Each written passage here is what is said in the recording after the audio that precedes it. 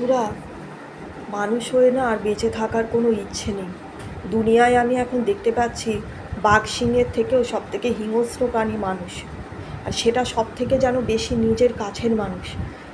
কারণ আমরা যাদের কাছের ভাবি তারা যদি সবথেকে বেশি খারাপ করে না, সেটা বেশি গায়ে লাগে। বা দূরের মানুষ তো মনে হয় বাইরের লোক খারাপ করবেই, বাইরের লোক তো খারাপই।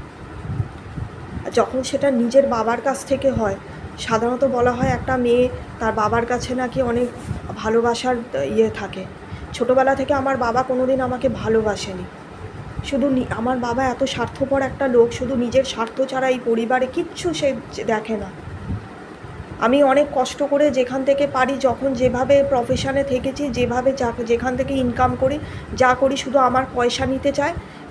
মাকেও বিয়ে করেছে, মায়ের পয়সা নিতে চায়, আর আমারও এখন পয়সা নিতে চায়। আর মাকে গিয়ে আমার নামে যা তা মন্দ কথা গিয়ে বলে, আমাকে নানা রকম অভিশাপজনক আজে বাজে। আমি 2-4টে পাখি নিয়ে এসেছি একটু মনটাকে ঠিক করার জন্য।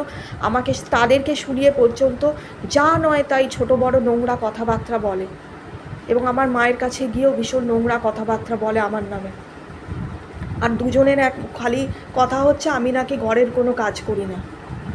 আর আমি যখন যেখান থেকে কোনো টাকা পয়সা বা দোকান করে, বা যে আমার বাবাও যদি কোনো সময় হাত খরচা দেয়, সেই টাকাটা শুধু নিজে ভোগ করে।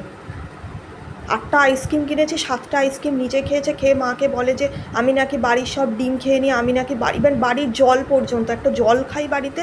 অনেক দিন এমন হয় যে আমি পুরো উপবাসে থাকি, খাই না রাগ করে, শুধু জল খেয়ে শুয়েছি। জল কেন কমছে? আমি তো জল খাই না। সে বাইরে চা খেয়ে আসছে, কোল্ড ড্রিঙ্কস খেয়ে আসছে, অনবরত সিগারেট বিড়ি খাচ্ছে, বলছে আমি জল খাই না, তাই নাকি বাড়িতে আর কেউ জল খাবে না।